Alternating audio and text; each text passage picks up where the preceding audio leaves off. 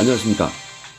국민에게 보고하다 김토입니다. 오늘은 유재수 참 골고루 해먹었네, 이러한 내용으로 방송을 하겠습니다.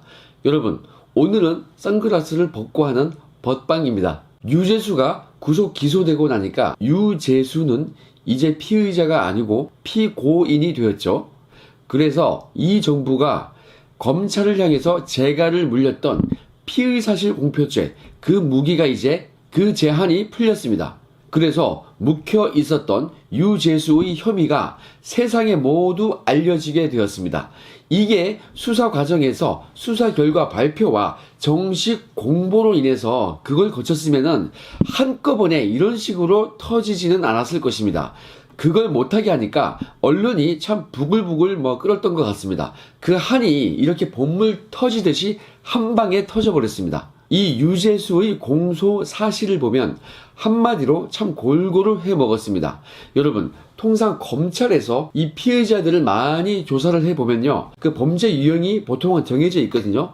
사기죄를 하더라도 그 태양이, 양태가, 모습이 다양하게 있는데요, 그 방법에 있어서는 창의적인 생각을 못해서 거의 비슷한 수법을 써먹어요. 뇌물죄도 마찬가지예요. 고위공직자가 뇌물을 받거나 누굴 공갈쳐서 뺏어먹거나 이런 것도요, 거의 유형이 보통은 정해져 있어요.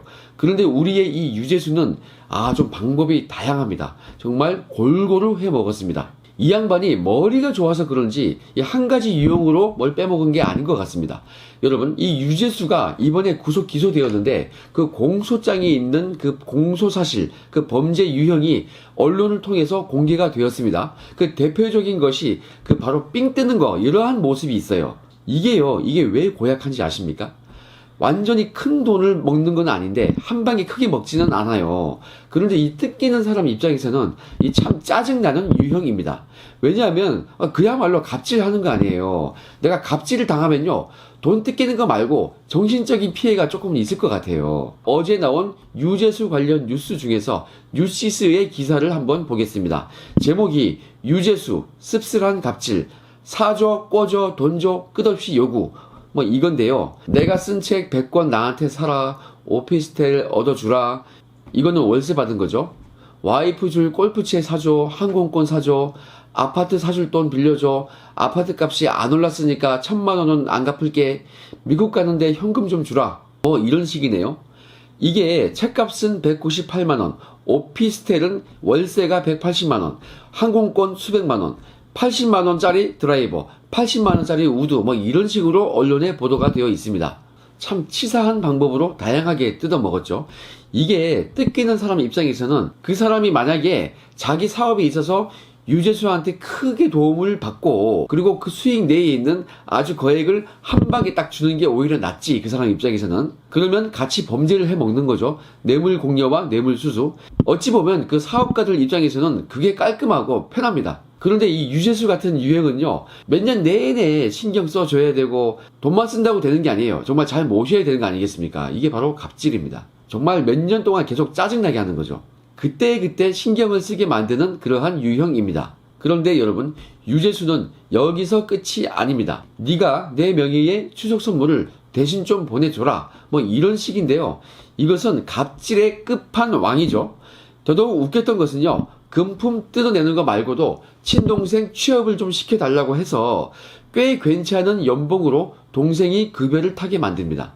그래서 급여를 받은 거, 요거 말고 자기가 직접 금품을 받은 것이 합계 4,950만원으로 나와 있습니다. 이거 5천만원 금품 수수가 되었으면은 조금 더 세게 처벌받는 건데 50만원 차이 가지고 조금은 낮춰줬습니다. 유재수 입장에서는 그나마 다행인 것입니다. 이거 유재수가 운이 좀 좋았던 만큼 공을 조금 더 세워야겠습니다. 여러분, 이렇게 유재수가 여러 가지 방법으로 뜯어먹은 유형이 나오고요, 검찰이 수사했던 그 결과물, 그 공소장에 의해서 확인이 되고 있는 것입니다. 저희 특감반에서 그 이모 특감반원이 최초 보고했던 그 보고서가 참 정확했던 것입니다. 여러 가지 금품을 받는 등등 갑질을 한다, 이런 내용이었는데요. 참 이거 정확했죠. 검찰이 수사를 딱 해보니까 그 보고 내용대로 여기저기 갑질을 딱 해가면서 뜯어낸 거 아니겠습니까? 최초의 보고서 그대로 갑질로 금품을 뜯어낸 것이 그 휴대폰 포렌식에서 확인이 되었던 거 아니겠습니까? 그렇게 비위가 있었음에도 불구하고 조국 등등이 이것을 묵살했다. 요게요, 이번 검찰 수사로 확인이 된 것 같습니다. 그런데 여러분, 여기서 놀라운 것은 유재수는 이 특감반에서 금품 수수 혐의로 요걸 조사를 받아가지고 물증으로서 확인된 거 아니겠습니까?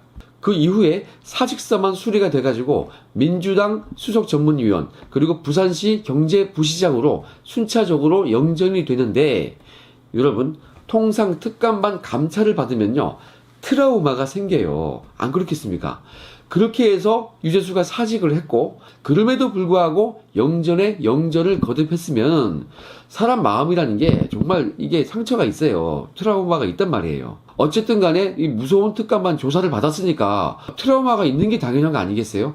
이쯤 되면요, 그러한 공직자들은 좀 대인 게 있으니까 통상 자제하는 게 맞지 않나요?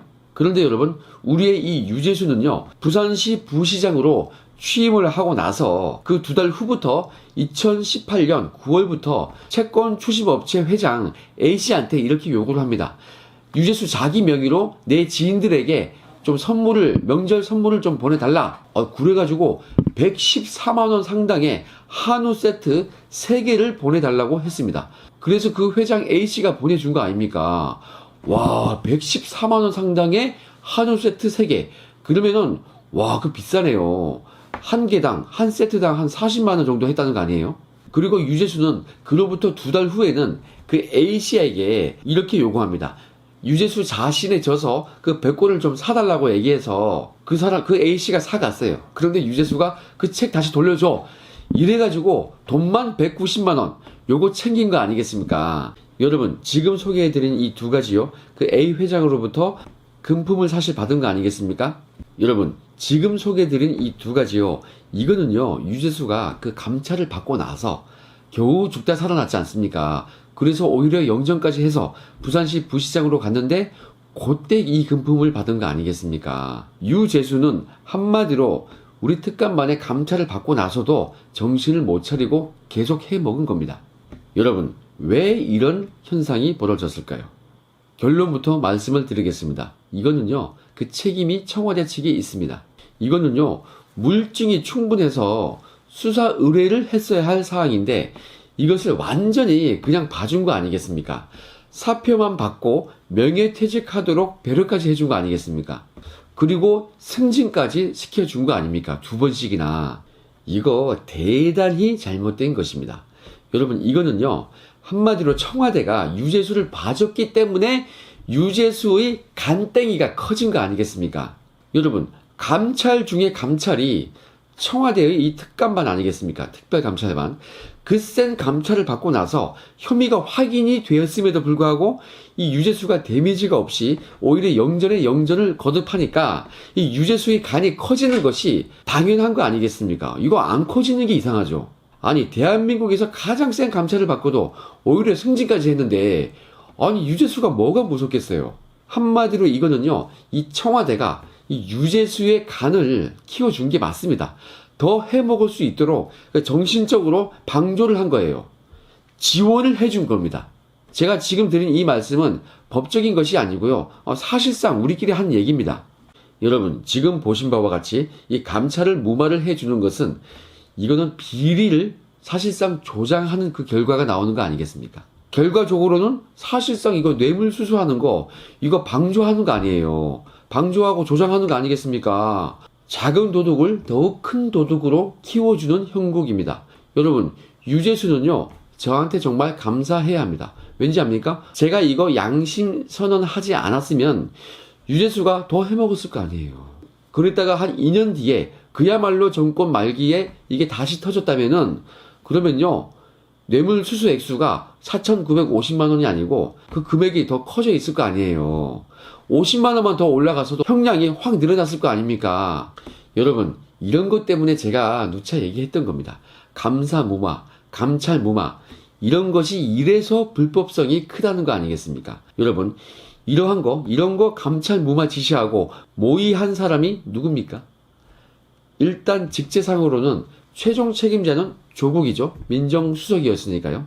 지금 백원우도요, 이 조국에게 이 유재수는 사표만 받자, 이렇게 의견을 낸 것으로 나옵니다. 그렇게 보도가 되었습니다. 그리고 조국은요, 자신에게 유재수 봐달라는 전화가 엄청나게 왔다, 뭐 이런 식으로 얘기를 했는데요. 도대체 그 전화를 걸었던 자들은 누굽니까? 만약에 윤건영, 김경수, 천경득 이런 자들이 백오누나 조국에게 전화해가지고 좀 봐달라 이랬다면요, 이 사람들 책임 면치 못하겠죠. 이거는 검찰 수사 내용이 아직은 진행 중이죠. 그런데 이미 보도가 된 게 있죠. 천경득 선임행정관은 이미 이인걸 특감반장에게 PR을 구분하자는 내용으로 전화를 했다, 요런 게 보도가 되었죠. 이거 이인걸 입에서 이런 말이 나왔다면은 뭐 사실상 맞는 거 아니겠습니까?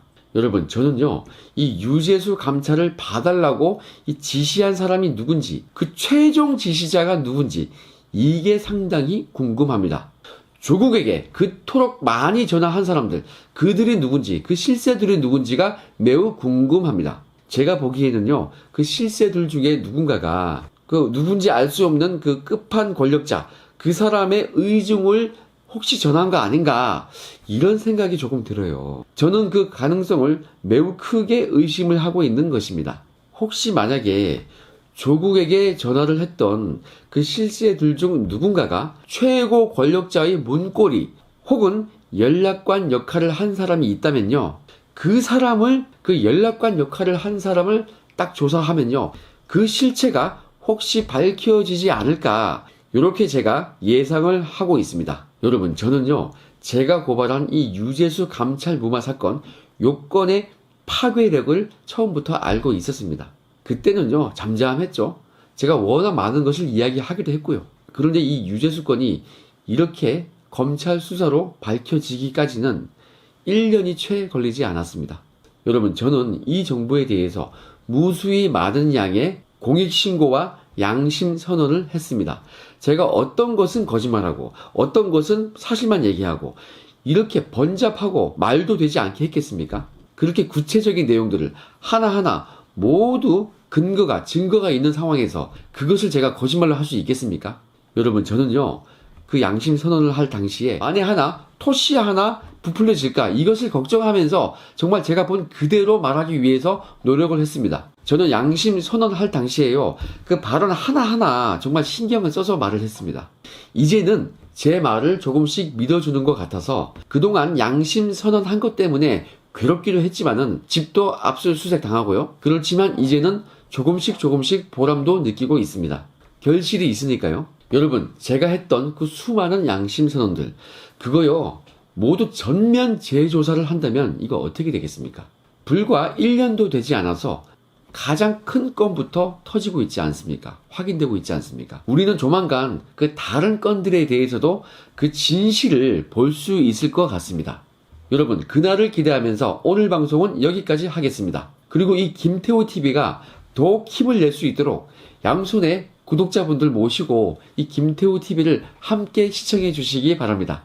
좋은 것은 함께 하면은 더욱 즐겁지 않겠습니까? 자, 그럼 편안한 휴일 되시기 바랍니다. 내일 또 찾아뵙겠습니다. 감사합니다.